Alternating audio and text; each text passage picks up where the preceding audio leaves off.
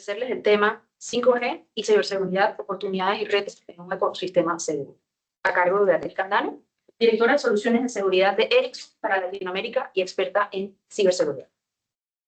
En un entorno global cada vez más interconectado y dinámico, la transformación digital avanza a un ritmo sin precedentes. Tecnologías como el 5G no solo están revolucionando la manera en que nos comunicamos, sino que también están redefiniendo la competitividad, la innovación y la eficiencia de nuestras empresas del país.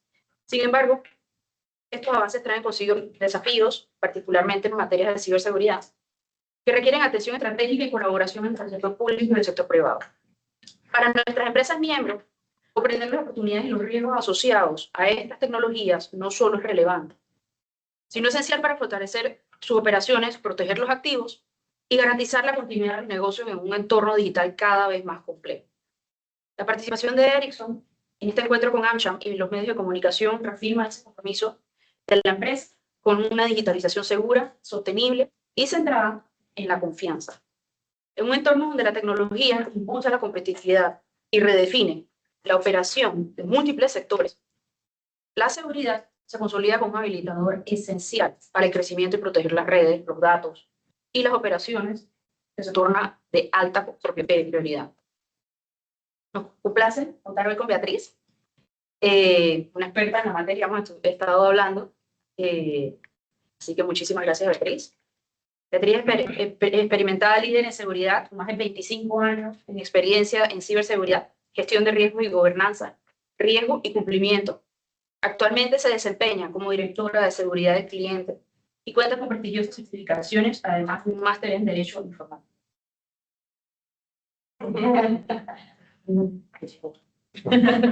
Candano también ha trabajado como miembro del Consejo Asesor de la Agencia Europea de Ciberseguridad y como asesora del Ministerio de Justicia español en materia de la Tarjeta Nacional de Identidad Electrónica. Su experiencia y conocimientos serán sin duda de gran valor para todos nosotros. Y bueno, antes de concluir, vamos a hacer primero vamos a hacer la presentación y luego vamos a hacer una serie de preguntas. ¿Okay? Y también, si no me equivoco, lo vamos a poder compartir, ¿verdad? Sí.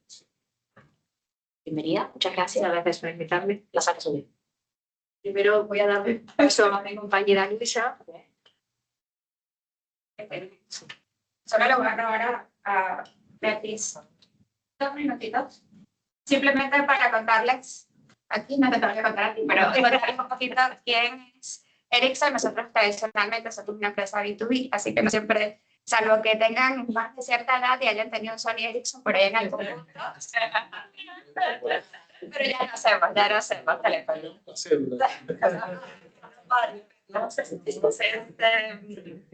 una empresa sueca. 18. Este año, de hecho, cumplimos 150 años. Fue fundada en 1866, comenzando con telégrafos. Ese fue el inicio de Ericsson hace 150 años. De telégrafos hicimos teléfonos fijos, de teléfonos fijos centrales fijas, bueno, y de ahí al mundo móvil hoy.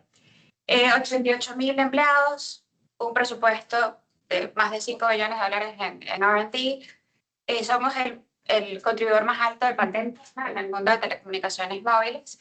Estamos en más de 180 países. ¿Y qué hacemos? Lo que ven acá, ¿no? Seguramente en la calle, ¿no? Lo que hayan visto en la infraestructura, todo el equipamiento, tanto hardware como software como servicios, que es el backbone de las comunicaciones móviles, ¿no? Radio, procesamiento, centros de interconexión. Así que nuestros clientes son los operadores, típicamente, ¿no? Yo diría que hasta 4G será más o menos nuestro día a día. Sin embargo, 5G vino, como bien lo he comentado, ¿no?, a cambiar un poco ese panorama de decir, bueno, 4G nos digitalizó a nosotros, ¿no?, como personas, ¿no? Uber, banca en línea, ¿no? Toda nuestra vida ahora contenida, ¿no?, en el teléfono digital. Eso mismo está haciendo 5G para la industria, ¿no? Entonces ya no solamente somos nosotros, ¿no?, como consumidores, los clientes, sino que 5G, además de mejorar eso, está realmente orientado a digitalizar la industria. Y por eso entonces empezamos a salir un poco, ¿no?, de nuestro mundo tradicional B2B y a hablar en forma un poquito más amplios. Y siempre nos preguntan, ¿no?, y bueno, ¿y 5G? ¿Cómo para cuándo, no? Este es un poco el mapa. Lo que ven iluminado, ya sea de rojo o verde, son puntos de conexión 5G en el mundo. Como ven, no está todo iluminado todavía, nosotros estamos recién en el comienzo. Donde están los puntos rojos son redes 5G todavía apalancadas en centros de procesamiento 4G, y donde ven puntos verdes son redes 5G pues nativas en su centro de procesamiento. O sea, más avanzado verde, punto intermedio rojo, todavía ven que nosotros estamos oscuritos, ¿no? Estamos próximos a empezar a iluminar el mapa, y ya pues es una realidad, y todos estos nuevos servicios que están basados en estas redes conllevan una serie de oportunidades, pero también una serie de retos, ¿no? A nivel de seguridad. Y en Ericsson hemos cambiado, yo creo que ha acelerado nuestro foco en seguridad en los últimos, yo diría como 5 o 6 años, ¿verdad? Sí. En donde hemos revolucionado incluso internamente, creando roles, ¿no? Asegurando competencias. Y como parte de este esfuerzo, además, nosotros en Latinoamérica estamos pues reforzando también en competencias, y Beatriz acaba de llegar, ¿no? Hace poquito menos de un mes, como responsable de soluciones de seguridad para nosotros en Latinoamérica, basada en México, en conjunto, ¿no? Con otra serie de iniciativas que ella va a comentar. Así que, Beatriz, ahí lo dejo contigo. Muchas gracias. Gracias. Muchas gracias. Muchas gracias por invitarme nuevamente. Es un placer para mí. Efectivamente estoy recién llegada, pero estoy muy feliz. Entonces voy a hablar primero, si me funciona.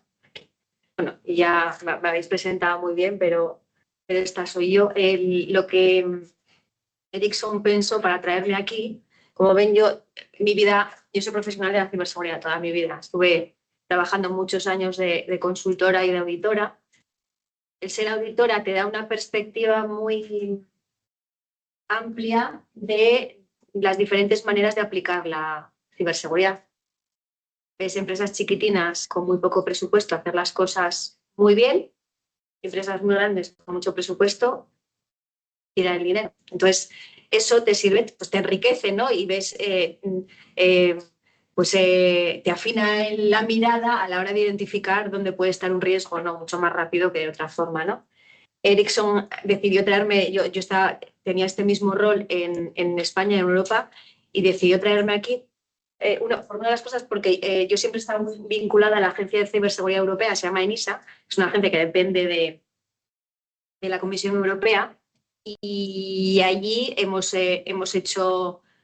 intentado asesorar o cooperar con la regulación, y la idea es un poco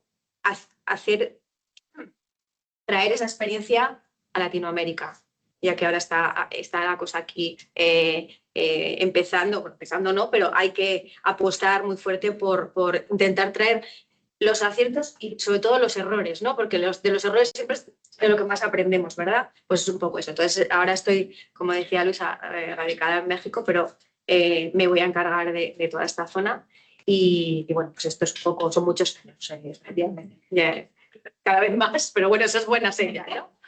Entonces, bueno, pues voy a intentar explicarles un poco el mensaje, pero porque quiero que luego abramos el debate o las preguntas, porque además es como más, se enriquece mucho más. Y a mí también me gusta saber tomar tierra, ¿no? De dónde estoy. Entonces, bueno, voy a ir al grano, y esta, pum, ¿no? Esta primera, perdón, pero yo siempre la uso porque a mí me sirve mucho para explicar lo que quiero contar, ¿no? Esto es un caso real. Yo soy española, asturiana del norte, y esto fue en un episodio de una guerra civil que tuvimos en España en el siglo pasado, ¿no? Y imagínense que estos eran dos bandos, todas las guerras, ¿no? Había uno que era una ciudad con mar, y había uno que poco a poco, uno de los bandos había ido perdiendo miembros, y se había quedado la ciudad era suya, pero cada vez tenía un sitio, y el bando contrario estaba ganando terreno. Llegaba un momento donde los que estaban defendiendo la ciudad estaban defendiendo solamente pues el sitio donde estaban, creo que era un convento, no recuerdo muy bien, ¿no? Pero bueno. Y el otro bando estaba ya rodeándolo, y solo quedaba ese sitio para tomar, y ya tendrían tomada la ciudad, ¿no? Entonces, de repente, por radio, curiosamente, este bando que estaba quedando ese sitio lanzó un mensaje a esa fragata que se ve ahí, que estaba en la ensenada, y el mensaje era este: El enemigo está dentro, disparen sobre nosotros. ¿Qué creen ustedes que hizo de Fragata? Disparar sobre el enemigo. No, pensó que era un fake, una emboscada, no hizo nada y se cumplió el mensaje. El bando contrario llegó, ya estaba dentro efectivamente y ya no hubo nada que hacer.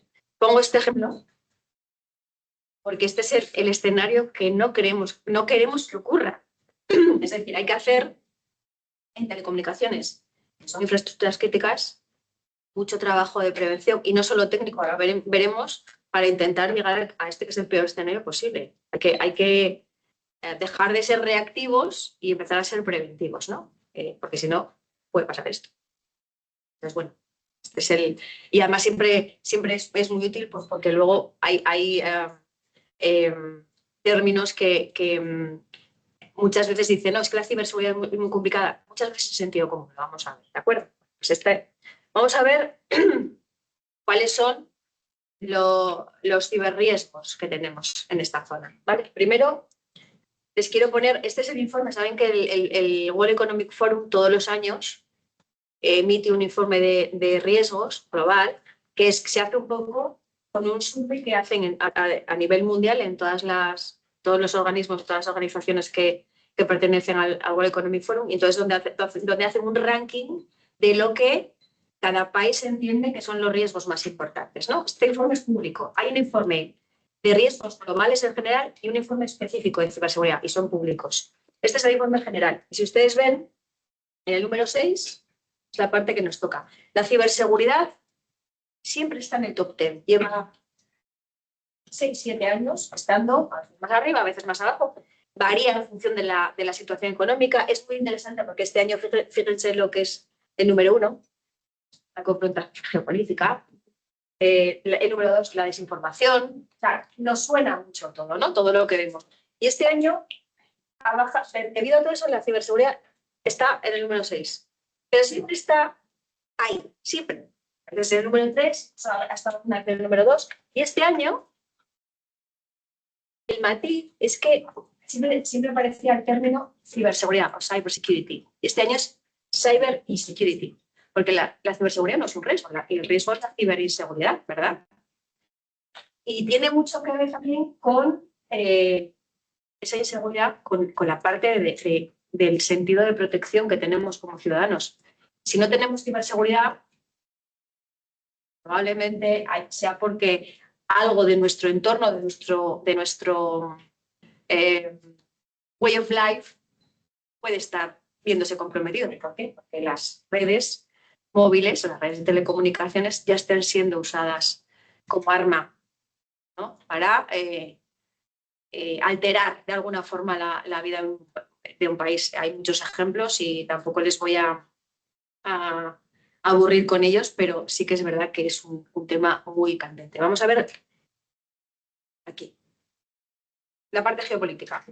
Esto es la primera vez que aparece en este informe, en un apartado muy, bueno, siempre se habló de geopolítica, pero este año cobra especial importancia. Y hay casos, como pueden ver este de aquí, en el que se ve que el 91% de las grandes entidades, 91%, es mucho, han replanteado su estrategia de ciberseguridad por temas geopolíticos. ¿Por qué? Porque están siendo atacadas de muy diferentes maneras. Las empresas pequeñitas todavía no tienen ese problema, pero las grandes, fíjense, ya no ha sido por un tema de disponibilidad o de confidencialidad, no, por un tema geopolítico. Entonces, está sobre el terreno este tema, ¿no? Y al final ya no es un tema técnico, es un tema estratégico también, ¿no? Esto tiene mucho que ver con la importancia que son las infraestructuras críticas y la ciberseguridad de esas infraestructuras críticas. Ya es una baza más, ¿no? Para llegar a un fin, ¿no? Entonces es muy importante, insisto, esta es información pública, no es, y la hacen además consultando a todos los países que son miembros del World Economic Forum. Vamos a ver qué pasa en Latinoamérica. No vamos muy bien todavía, pero bueno, como siempre decimos, hay mucha mejora, pero la cuestión es saberlo, ¿no? Entonces, por ejemplo, yo he extraído estos 4 gráficos. El primero, en el que preguntaban ¿cuánto nivel de confianza tiene usted en que el país esté preparado para resistir un ciberataque a una infraestructura crítica? Bueno, pues estamos en... Hay casi la mitad que han dicho que no confían para nada. Es bastante significativo, ¿no? Si vamos a la parte de competencias, de skills, de cómo estamos de entrenados, ¿no? para poder identificar esas cosas, pues el 65%, bastante más de la mitad, dice que faltan todavía muchas competencias. Y además, muchas veces las competencias, el personal, siempre se le da mucha importancia al dispositivo, pero quien maneja el dispositivo todavía, hasta que somos nosotros, ¿no? Aunque está, como digo yo, muchas veces entre la silla y la pantalla, ¿no? Y eso es muy importante, saber lo que tengo que hacer, pero sobre todo lo que no tengo que hacer. Y el problema está aquí, pero ya lo sabemos, ¿no? Sabemos que tenemos un problema de confianza, sabemos que tenemos un problema de déficit de skills. ¿Qué más? Bueno, pues tenemos aquí ¿qué está pasando el día a día? En el gráfico de ahí vemos, ¿usted conoce o ha sufrido o conoce a alguien que haya sufrido algún incidente en el último año? Pues está Sudáfrica el primero, Estados Unidos sufre muchísimo, pero estamos en el top 3. Con lo cual todos aquí sabemos o conocemos a alguien o a varios, podemos decir que sí que han tenido la seguridad, que han sufrido un fraude. Y por lo último, ¿cómo está su organización en cuanto a ciberresiliencia, resistencia, ¿no? A la resiliencia. Yo siempre explico cuando me toca dar másters en la universidad, cuando preguntan por la resiliencia, que es una palabra que ha llegado, ¿no? Es una palabra inglesa, pero ha llegado. Nosotros yo siempre pongo, por ejemplo, estas bolas de antiestrés, ¿no? Que aprietas y cuando sueltas vuelven a su estado original, para que se entienda qué es la resiliencia, ¿no? Bueno, pues aquí estamos en el segundo lugar global de que la población cree que la resiliencia de esta zona es insuficiente. Entonces, bueno, son 4 indicadores que está bien, y yo les invito todos los años a leerse estos informes, porque aparte de ciberseguridad hablan de muchos otros temas, pero siempre nos suena cuando lo leemos, ¿no? Y nos suenan porque nos rodean de alguna forma, y está bien pues, para tener un poco, ser consciente de, en este caso, lo que nos ocupa, que es la ciberseguridad. Esto es una, vuelvo a decirlo, toma de tierra muy, muy interesante. Entonces vamos a ver, bueno, pues, qué tipo de amenazas tenemos ahora mismo en este ecosistema de telecomunicaciones.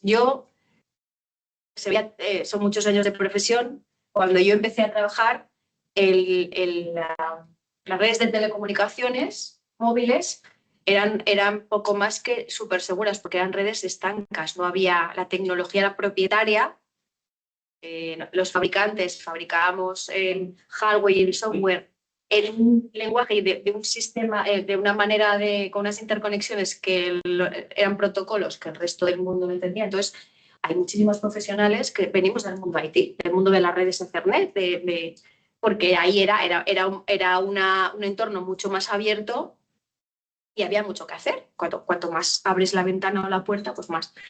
Bueno, pues vamos a ver qué es lo que pasa aquí, ¿no? Entonces, ¿qué estamos teniendo hoy en día, a día de hoy, de evolución y de las amenazas en las redes de telecomunicaciones? Bueno, primero, ¿qué es una infraestructura crítica? Está siendo usada, ya lo han visto, como arma o como mecanismo de coacción, porque cada vez más, si nos dejan sin móvil o si nos dejan en un país, imagínense ustedes, donde ya haya taxis autónomos o fábricas que ya estén interconectadas entre sí, si cortas la comunicación, pues esa fábrica, esa factoría deja de funcionar, o incluso si de ella depende el bienestar de los demás, hay un problema. En España tuvimos un apagón eléctrico hace un año, creo que además estamos justo de aniversario, primero fue la electricidad, pero los móviles seguían funcionando hasta que esas torres de electricidad se quedaron, sí, esas torres de telecomunicaciones se quedaron sin electricidad y la gente se quedó sin móviles. Es decir, no te podías comunicar siquiera. ¿Qué haces? No sabes, en muchos casos ya no sabes. Quieres avisar, no tiene, ya no hay cable, entonces es un problema. Tenemos que ser conscientes que es una infraestructura crítica, más que nunca.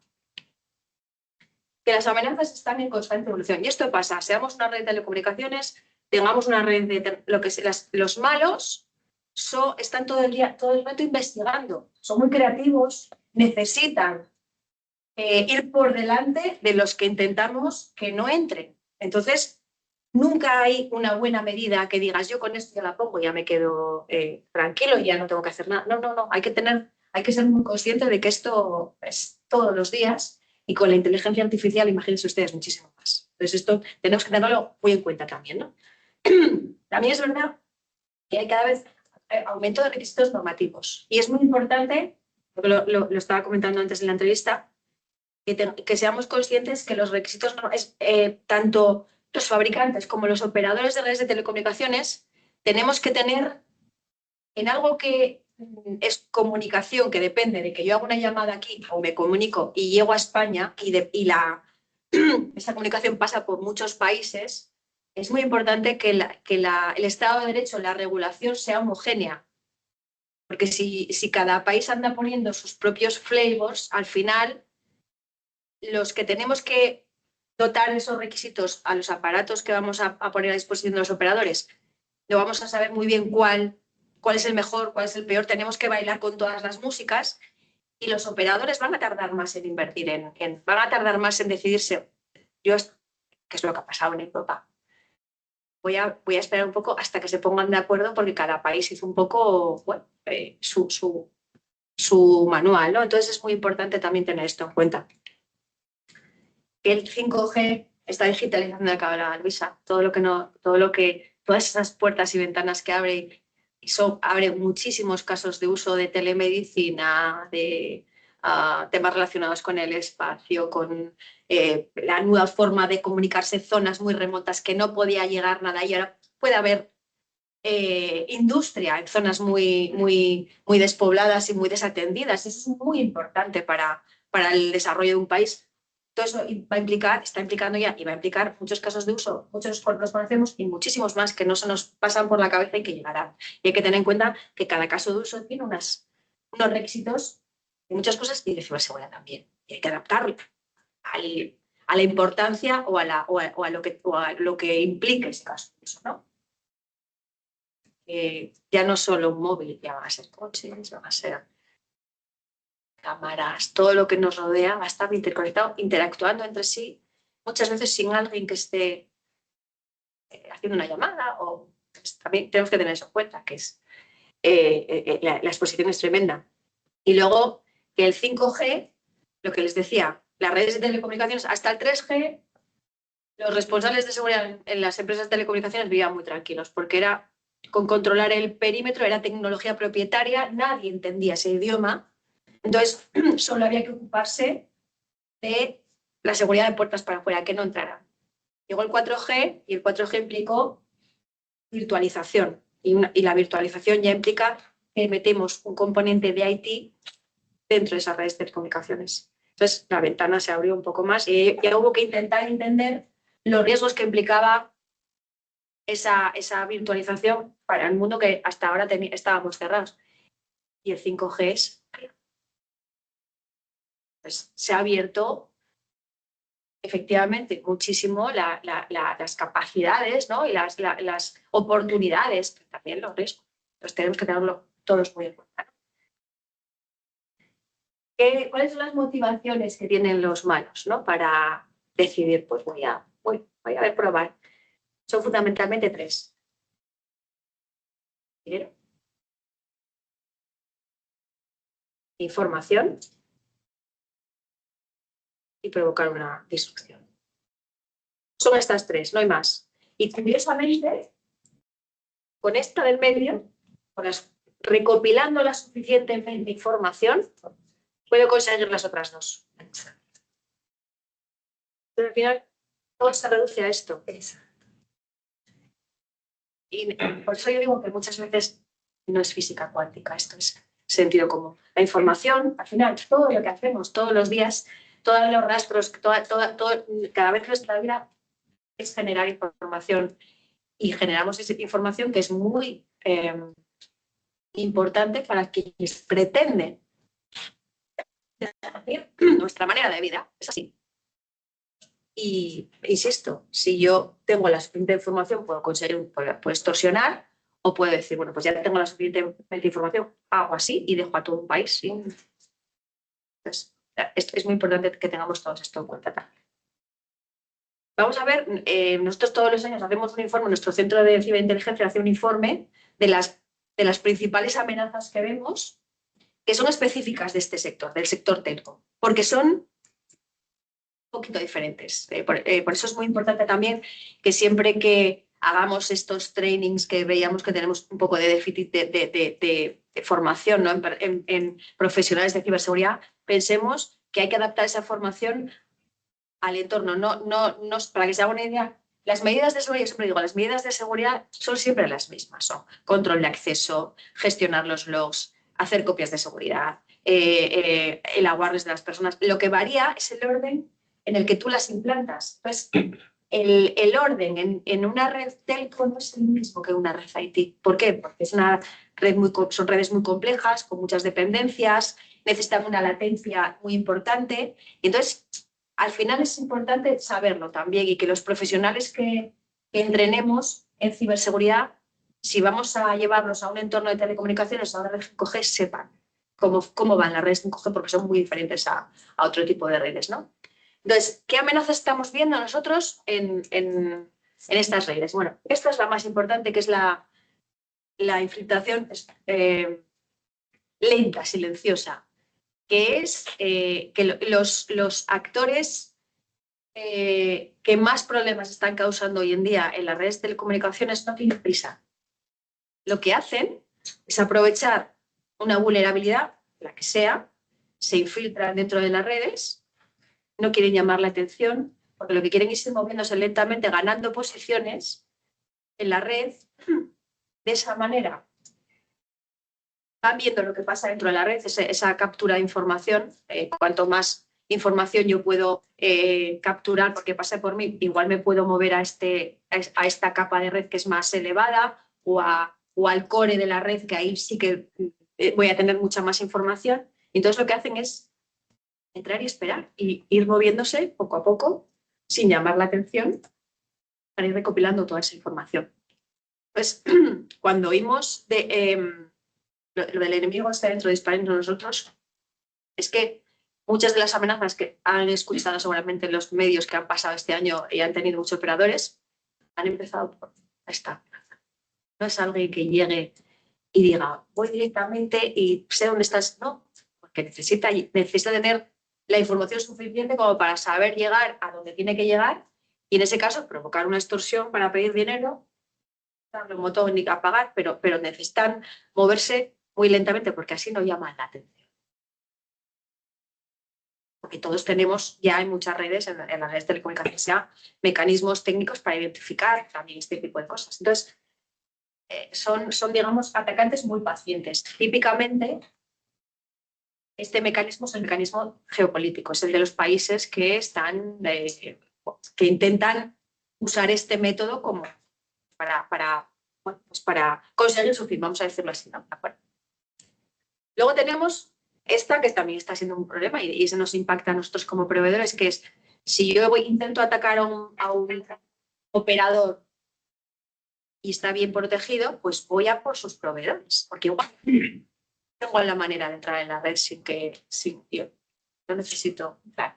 Entonces, esto a todos los que somos suministradores, ya demos servicios, fabriquemos productos, software, operaciones, tenemos también muchísima responsabilidad, y para nosotros es una prioridad en Ericsson, que todo lo que tiene que ver con nuestros laptops, nuestros móviles, nuestras maneras de entender el servicio al cliente, tenga unos mecanismos de ciberseguridad también. No nos vale con que el producto que les vendemos esté bien, sino que todo el proceso hasta llegar a darles ese software es muy importante. Todo el mantenimiento también. Entonces, esto es crítico también.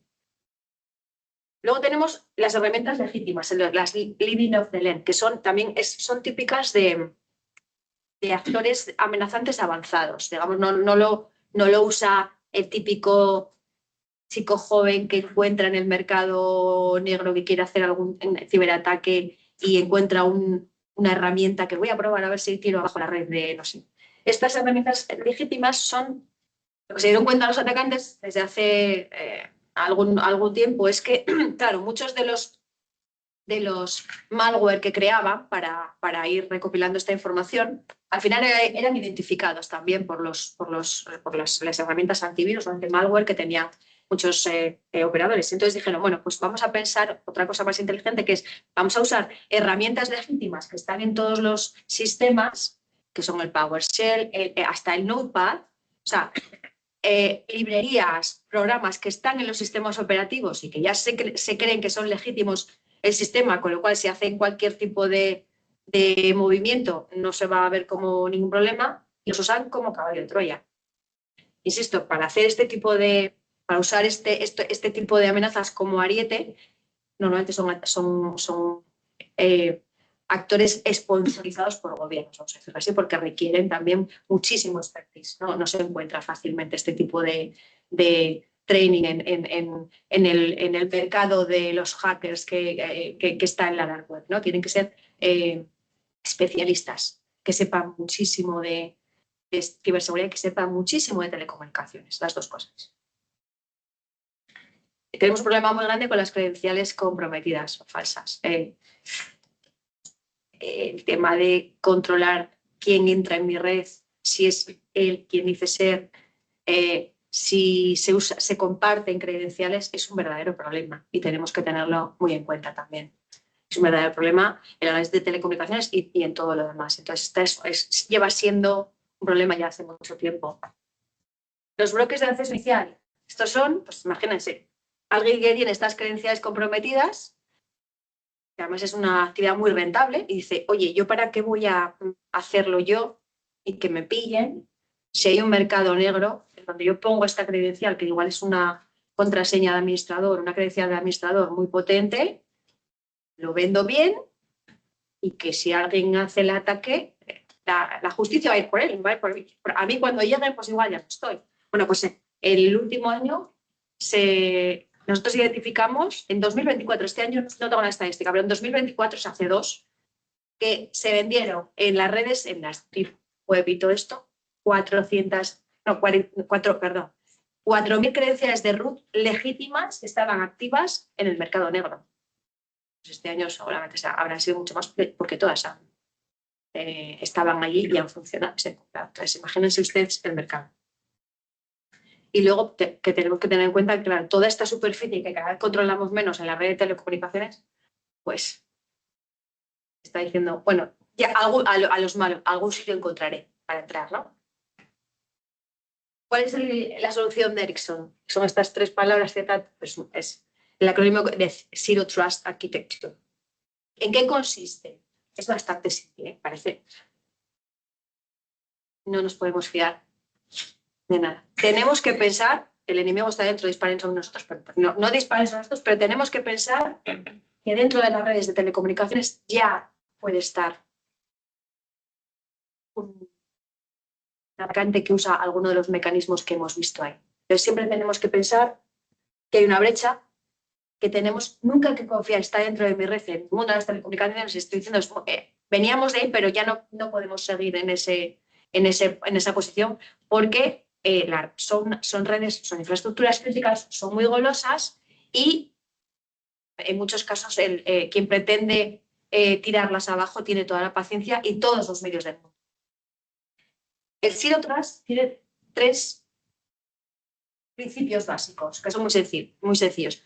La autenticación, es decir, que eso de credenciales compartidas o sea, en mi red, ya sea un operario mío, de un operador, o un dispositivo que quiera ejecutar algo dentro de la red, tiene que estar identificado. Tengo que saber que ese dispositivo sirve para esto y que está ahí y está autorizado. No vale tener dispositivos o interfaces dummy que no sé muy bien lo que hacen, pero bueno, como estuvieron ahí toda la vida. No, no, no. Tengo que tener identificado, inventariado, llámenlo como quieras, todo componente que esté dentro de la red. Tiene que estar, eso es identificado, autorizado, perdón, que es que cada actividad que vaya a hacer, sea una ejecución, leer un fichero, abrir una puerta, yo tengo que poder saber que ese que está haciendo eso está autorizado para hacerlo, tiene el permiso, porque si no, ya tenemos otro problema. Lo tengo identificado, pero igual no tiene que estar ahí. Igual tiene que estar haciendo otra tarea. Y la última y la más importante, que es como se han detectado muchas de estas amenazas, es la monitorización continua.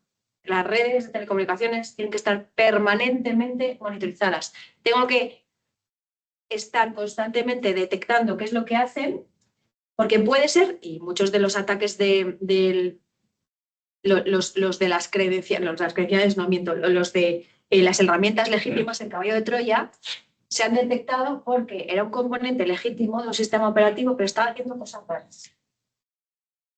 Y si no, bueno, pues nada, yo con tener un anti-malware, pues no, porque hay veces que esos componentes legítimos se utilizan para probar. Entonces, es básico y fundamental. ¿De acuerdo? Nosotros para aplicar este Zero Trust, siempre desde antes incluso que estuve yo en Ericsson, entendimos que este Zero Trust se conseguía con un enfoque en 4 capas. Pero resulta que en 2023 vino la OCDE y resulta que, no sé si es que se habrán fijado, pero entendió que efectivamente este era el enfoque. Y es un enfoque bastante sencillo. Voy a intentar explicarlo muy rápido. Estas 4 capas son, la primera capa es la estandarización, es decir, nosotros cuando vayamos a fabricar o cuando fabricamos una función de red, un producto, tenemos que dotarle de la base de estándares y de estándares que sean adecuados para que ese producto interopere en la red, pero también de estándares de ciberseguridad, para que tengan esas bases mínimas de ciberseguridad. Es muy importante, siempre lo hacemos, cada vez que se va a diseñar un producto nuevo, esto tiene que estar ahí.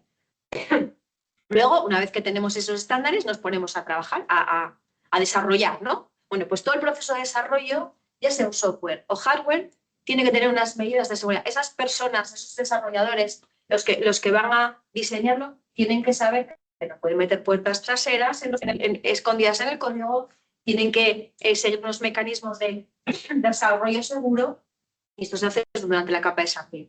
Y la capa de desarrollo está pasando continuamente porque los productos están evolucionando. Entonces es muy importante tener en cuenta estas 2 cosas.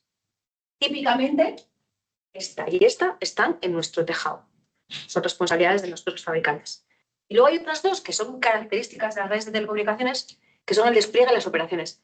¿Por qué el despliegue? Porque un producto telco, cuando se lleva a la red de un operador, no es instalarlo y ya queda funcionando. Las redes de telecomunicaciones son tan complejas. Voy a beber un poquito de agua. Son tan complejas que hay que integrar bien ese producto dentro de la red.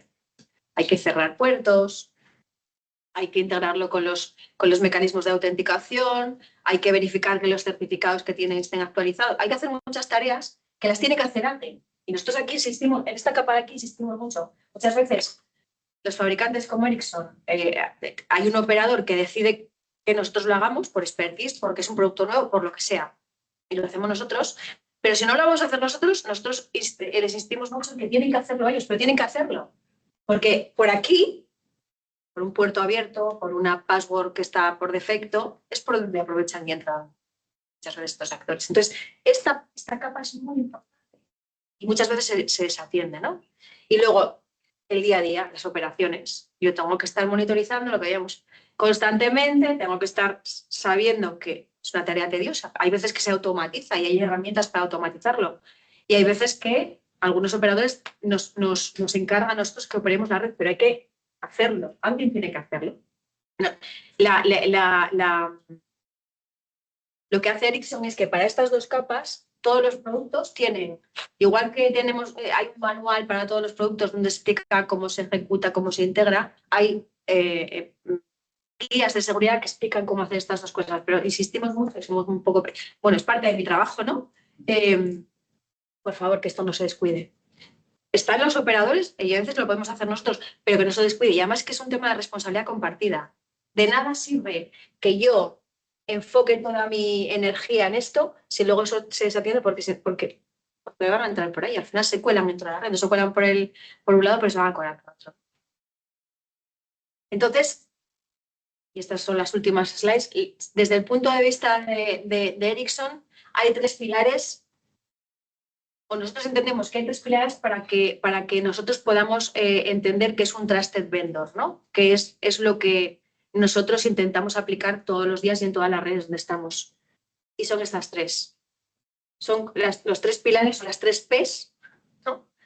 Que son productos, personas y principios. ¿En qué consiste cada una? Primero lo que vimos, que los productos tienen que tener una seguridad integrada desde el principio. Si yo para desarrollar un producto voy a tener que contar con incorporarle a ese producto cloud, un software de terceros, tengo que asegurarme que ese producto sea confiable, que ese componente que uso para yo darle mi paquete al cliente sea confiable, que el producto que yo diseñe sea compatible con el Zero Trust, no decir, bueno, pongo esto en la red, pero a ver lo que hace. No. Ericsson, cuando diseña algo, se asegura que sus productos estén identificados, o sea, que ese componente se identifique, se autentique y encima genere logs que se puedan monitorizar para saber qué está haciendo, ¿no?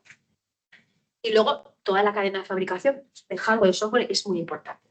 Con las personas, lo mismo, que todo lo que está entre la silla y la pantalla, ya sea un desarrollador, ya sea una persona como yo, ya sea alguien de soporte, tiene que tener formación en la seguridad que necesita para desarrollar ese puesto. No todos necesitamos la misma. Cada uno tiene que saber muy bien qué es lo que puede y sobre todo lo que no puede hacer y cómo hacerlo, ¿no? Entonces eso es clave también. Luego tenemos, hay estándares internacionales, por ejemplo, esta norma, la ISO 27001, que es un estándar de seguridad de la información, que no solo de telcos, aplica a todo, lo verán, muchas empresas lo tienen. Yo he sido auditora, parte de mis años de experiencia en esta norma, por eso les comentaba, bueno, pues es muy importante, esa norma es muy versátil porque tiene medidas de seguridad que no solo aplican a la tecnología, sino al compliance, a las operaciones, a la awareness de las personas, a la seguridad física, que es muy importante también. Y eso es una garantía muchas veces, ¿no? De que, vale, el producto es seguro, pero todo lo demás también. Y luego, la última, los principios, que es decir, de nada me sirve tener un producto muy seguro y 50.000 medallas medallas, entiéndanme, ¿no? Certificaciones, si luego quien define las políticas, los objetivos de esos sistemas está en digamos que tiene un régimen jurídico diferente al de cómo funcionan las cosas en nuestro mundo occidental, vamos a decirlo así, ¿no? Entonces, es muy importante que el marco jurídico, que el marco regulatorio permita que haya accountability, sobre todo en el caso de un país, por ejemplo, si yo, no sé, sufre, pues imagínense lo que decía en España, ¿no? Creemos, se ha caído la red, imagínense que se cae la red de telecomunicaciones y mis técnicos me dicen que los ataques vienen de Panamá. Bueno, pues yo tengo que tener un gobierno al otro lado donde pueda coger, llamar y decir, oye, ¿me puedes echar un cable? Con perdón, pero es así, al final estamos teniendo un problema, ¿podrías decirme si tu ataque viene de ahí? O vamos a trabajar juntos a ver dónde está el foco. Una vez que el incidente o el problema se soluciona, oye, ¿has conservado los logs, los rastros para que podamos investigar? Porque igual no eras tú. Pues hay veces que no es posible. Entonces es muy importante. Discúlpeme también. Y la gobernanza transparente también. El poder decir, este soy yo, esto es como lo hacemos, lo estamos haciendo bien, lo estamos haciendo mal, pero poder contarlo también es importante. Porque al final la ciberseguridad es confianza muchas veces. ¿Ya me callo?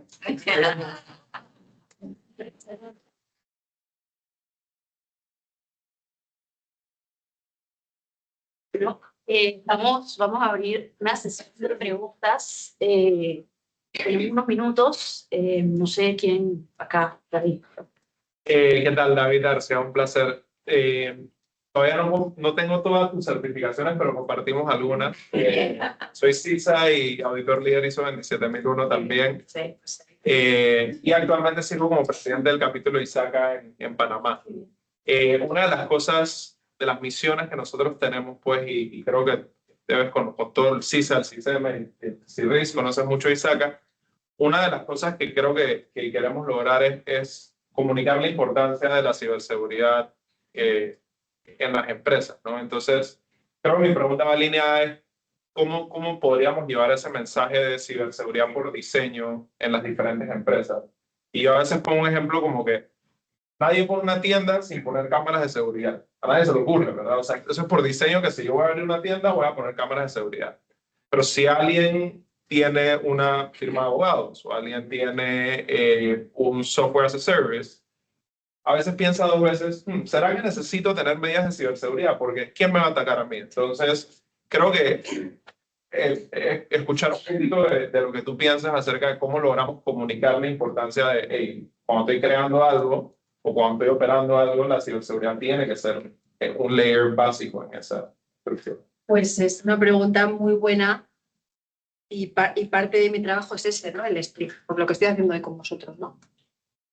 Pero es una ciencia, porque tú lo sabes mejor que nadie también como yo, que la ciberseguridad hasta hace muy poco se entiende como, bueno, ¿para qué me voy a gastar dinero? ¿No? Sí, es que bueno, ¿para qué voy a hacer copias de seguridad? Y luego de repente, que es es un básico, ¿no? Y luego de repente cuando pasa algo, todos hemos visto, seguramente habrás visto muchas cosas, que como decimos en España, esa empresa que no se había gastado nada, de repente se vuelve más papista que el Papa y se pasa a 3 pueblos. O yo he visto empresas que no tenían contraseñas para nada, de repente ponían contraseñas de no sé cuántos dígitos, las cambiaban cada 15 días. Tú decías, vamos a ver, tiene que haber un término medio. Entonces, es que solo funciona con, pues eso, es una carrera de fondo, solo funciona con muchísima información, muchísima pedagogía, muy importante. A mí no me gusta nada el meter miedo, quiero decir, no. En los casos que me ha tocado ha sido como la última baza que he usado, porque intento explicar por qué es importante, pero muchas veces el único recurso es poner números. A una empresa le enseñas, no tengo el slide aquí, pero hay un slide donde en el último año todos los ataques que ha habido les hemos puesto números, ¿no? Y es que es el único lenguaje a veces que se entiende. Entonces, pero no tiene, lo ideal sería, pues eso, que se explique un poco, por eso también es verdad que el awareness hay que ajustarlo muy mucho hacia donde vas, pero es que y no queda otra, es una carrera de fondo y hay que explicarlo, pues insisto, de manera muy didáctica, muy accesible y comunicar mucho. Hay veces que una imagen vale más que 1000 palabras, hay un bueno ni malo, pero bueno, los profesionales de ciberseguridad afortunadamente no nos falta trabajo últimamente, ¿no? un comentario y en línea con lo que acabas de comentar. El tema de la ciberseguridad es lo que puede determinar la confianza en una empresa. Hemos visto bancos en Estados Unidos que han sido víctimas de miles de ataques al día, pero la fuerza o sea, toda su infraestructura de ciberseguridad y de tecnología que ellos tienen le ha dado esa confianza a los propios cuentavientes de que tienen su dinero en un banco seguro, porque estos ataques lo han podido. Claro, es para una empresa es un tema de muchísima confianza de que, oye, están haciendo algo que puede ser o terrible o beneficioso para ellos mismos. Claro, y en un banco, por ejemplo, y además por eso que es muy importante adaptar el mensaje también. Sabes que en ciberseguridad o en seguridad son 3, es como un triángulo, ¿no? Son como 3, es confidencialidad, la información esté accesible solo para quien necesita usarla para trabajar, integridad, es decir, que sea fiable, que yo pueda fiarme, y la disponibilidad, que es que si tengo la información o no está, ¿no? Los ataques normalmente, los visibles, tiran a la disponibilidad. Voy a hacerla disponible o voy a cargarme la red o voy a un banco, por ejemplo, ¿qué le importa más? A veces. que los sistemas estén caídos un tiempo o que hay un 0 o 2 o 3 más a la derecha. Pues, a un hospital probablemente no, bueno, el hospital de integridad también importa, pero que los sistemas vitales de un quirófano estén levantados sobre todo, ¿no? Pues a eso me refiero, que muchas veces lo que tenemos que hacer es adaptar tanto la medida de seguridad como el mensaje hacia dónde va, porque es la única, es como se entiende fundamentalmente también, ¿no? ¿Tienen otra pregunta? Bueno, más que pregunta, un comentario. Claro. Mi nombre es Diego González Arango, soy ingeniero electrónico de comunicaciones, también soy abogado. Como perito informático, gané el caso más importante de ciberseguridad en Panamá, que hackeo a la Policía Nacional y al Meduca. Como abogado, gané el caso Panama Papers, en primera instancia sin siquiera conocer el expediente por un tema de conocimientos de derecho informático. Ok, he visto tu presentación y me ha gustado mucho porque has podido mostrar cosas que están pasando totalmente en la actualidad, enfocado a las telecomunicaciones. Nosotros estamos teniendo una situación igual. ¿Qué pasa? Por ejemplo, el gobierno de Estados Unidos ya emitió unas leyes para que sus propias instituciones y departamentos tengan que utilizar algoritmos postcuánticos. Sí. Esto es, que en caso de que ya algún actor extranjero tenga computadoras cuánticas, no puedan descifrar todo lo que está actualmente. Nosotros estamos tratando, por ejemplo, de promover el Quantum Safe, es decir, ir a los bancos, a las empresas y decirles, mira, tienen que tener primero un SBO, es decir, un software bill of material por tu propiedad intelectual, tu vulnerabilidad y todo, pero también tienes que tener el de criptografía para poder hacer el cambio a Quantum Safe, con los algoritmos 203, 204, 205 del NIST, aprobado por el NIST. Pero vemos que la gente ni por ahí. Entonces, si con ciberseguridad ya tenemos esta situación, cuando hablamos ya de criptografía postcuántica, es como... Entonces, te quería comentar esto porque yo creo que es algo que va a venir. Ya Estados Unidos dijo que sus proveedores también en un futuro tienen que tener todo postcuántico. Y es una situación lamentable que cada vez vemos más incidentes porque nos toca ir a atender empresas que sufrieron un ataque de ransomware o hacer un peritaje informático para tratar de demostrar qué fue lo que pasó, si fue un actor interno, poder cobrar el seguro, todo el asunto. Y vemos que ni siquiera también están reportando, porque obviamente un banco no va a decir, hey, me hackearon, porque entonces la gente va a sacar la plata del banco.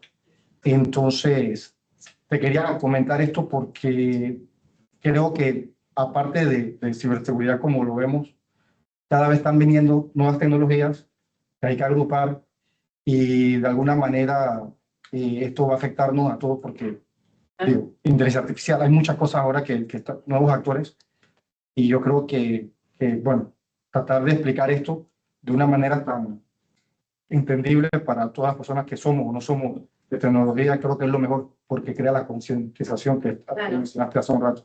Efectivamente. Y bueno, te quería más comentar eso y de verdad que muchas gracias por tu presentación. Mira, y te puedo decir muchas gracias por efectivamente, has mencionado la tecnología postcuántica, también la inteligencia artificial. Al final, todo eso son mecanismos que la ciberseguridad tiene que tener en cuenta y pasado mañana será otra que vendrá y el profesional de ciberseguridad tendrá que saberlo para poder poner los mecanismos, ¿no? Para hacer para mitigar el riesgo, que es lo que busca.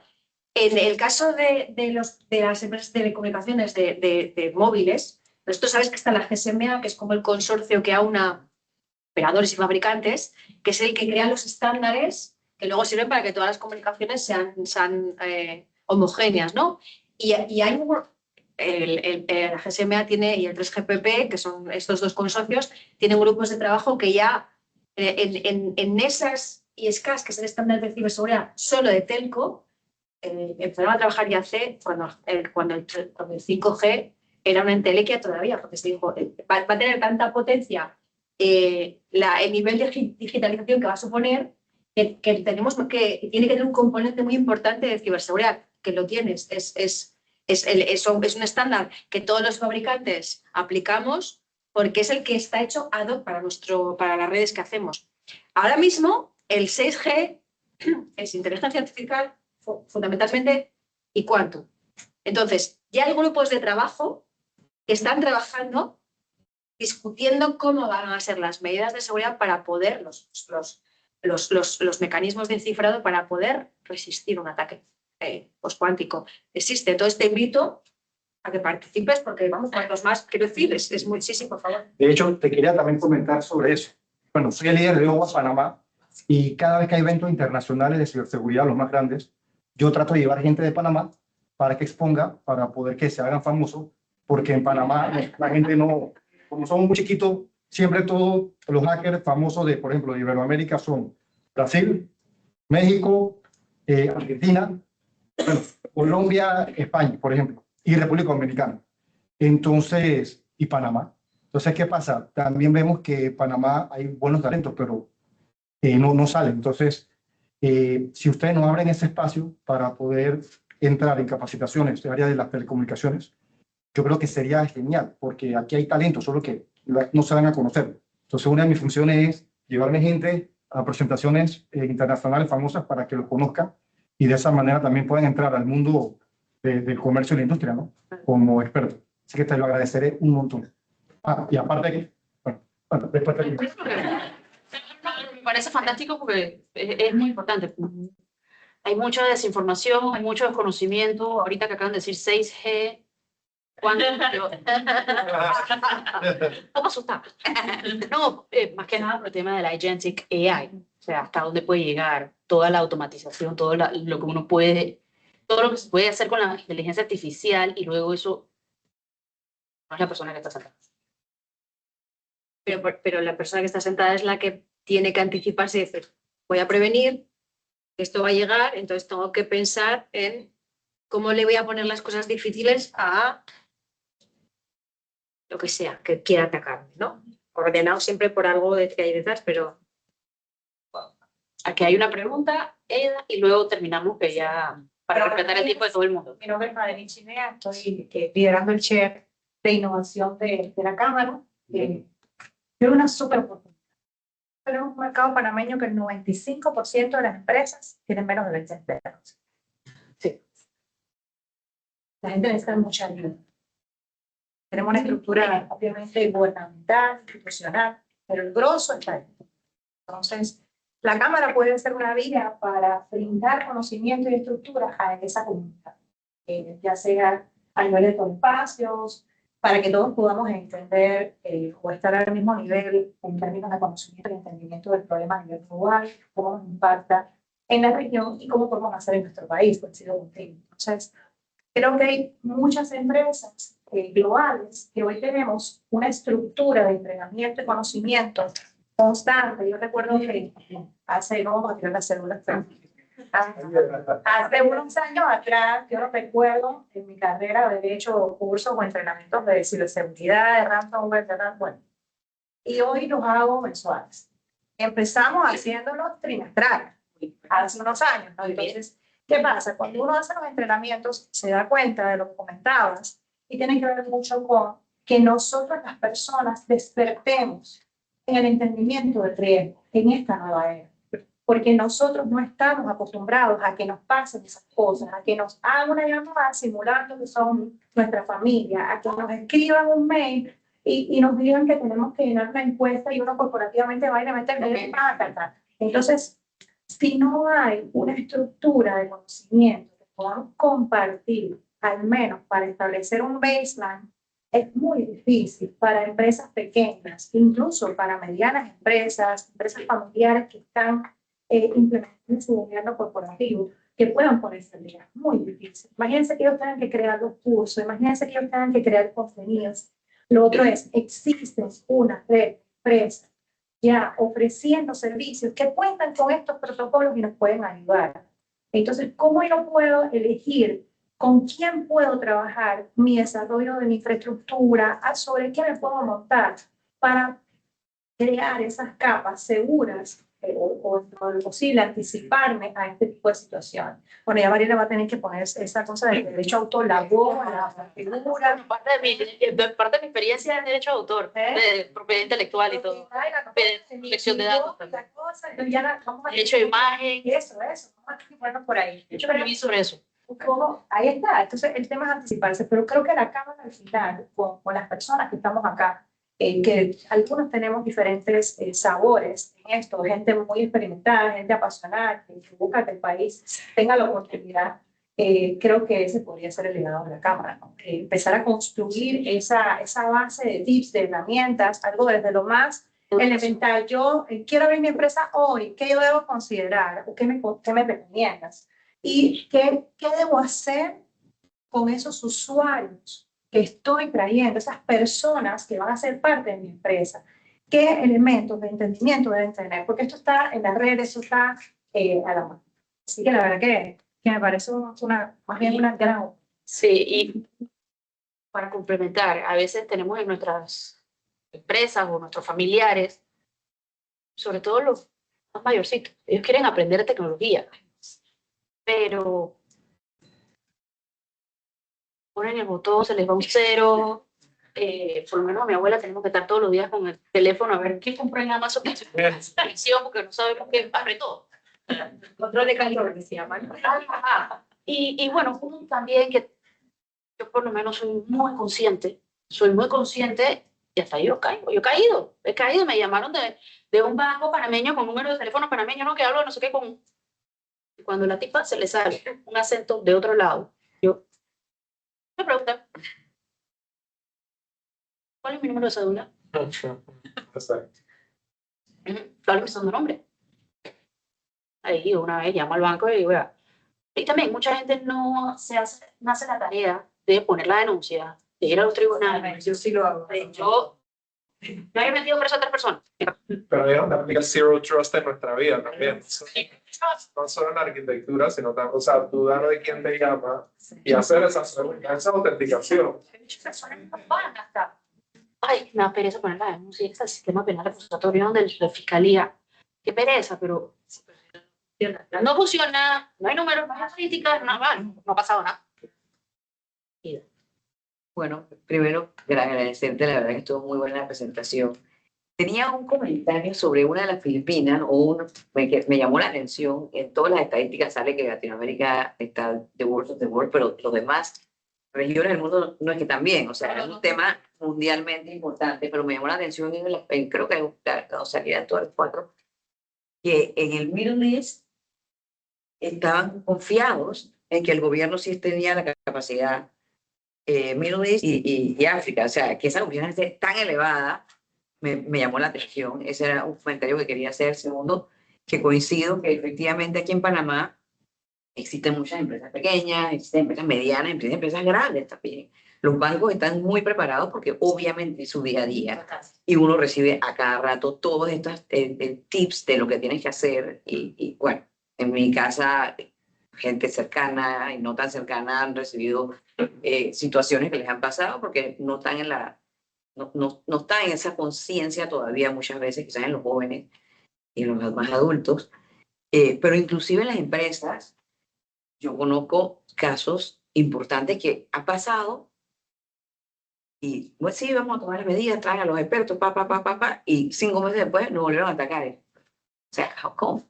O sea, ¿cómo hacer que la gente de alto nivel dentro de las empresas tenga esa conciencia? Y lamentablemente no coincido con lo que mencionaba, que tratar de no asustar, pero yo creo que en este tema lo más efectivo es decir, mira, hay tantos casos, este ejemplo, la gente queda como... ¿Qué pasa a tu vecino? Claro, sí. Yo siempre digo, es que yo intento, lo que tú dices, pero hay veces que no te queda más remedio. Yo intento siempre ser muy constructiva y explicar, pero hay veces efectivamente, y sobre todo en altas capas, el dinero es el que más funciona. Tu negocio puede verse perjudicado en tanto porque vas a necesitar, primero, dinero para restaurar lo que sea, eso es tiempo y dinero. Segundo, primero que eso, dinero para pagar imagínate, un ransomware, pues para pagar, si quieres pagar. Después para restaurarlo, después para soportar la imagen o para volver a tener la credibilidad que tenías, para el castañazo que igual te pegas en la bolsa, entonces empiezas a hacer la cuenta de la vieja, como decimos en España, y sumas y dices, mira, esto... Luego si pones un ejemplo mejor, pero sí es verdad. Pero yo insisto, no me gusta meter miedo, pero hay veces que efectivamente no queda otra. O sea, es así. Y creo que a veces puede ser parte de que las empresas no tienen ese conocimiento interno, entonces es como es un tema que no entiendo, mejor no nada. Claro.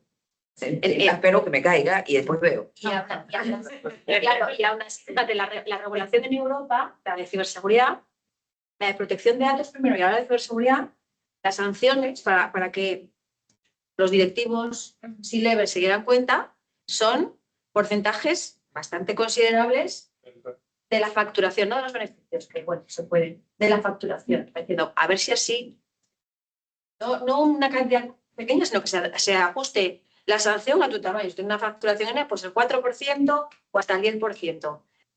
Pero aún así, Es terrible. pero aún así hay que contarlo. No escrito, pero bueno. Sí, Para, pero pues, Panamá, ¿sabes lo que claro. supondría esto? Para decir esto. Es como insistir. Y mucho desconocimiento también que Panamá tiene que cumplir con la europea, porque esa regulación es extraterritorial. Y muchas personas no lo saben. Y si tienen ciudadanos europeos o empresas europeas, tienen que cumplir. Y si les incumple, les aplica esta sanción. No los $10,000 máximo que aplica la ley panameña, por lo menos la ley de protección de datos. Pero estas empresas, si tienen ciudadanos europeos, empresas europeas, y hay esa sanción. Así que bueno, oigan, muchísimas gracias por acompañarnos. Vamos a respetar siempre a todo el mundo. Beatriz,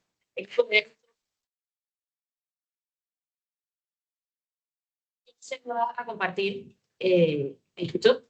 Que quieren volver a escuchar. Muchas gracias. Gracias por ser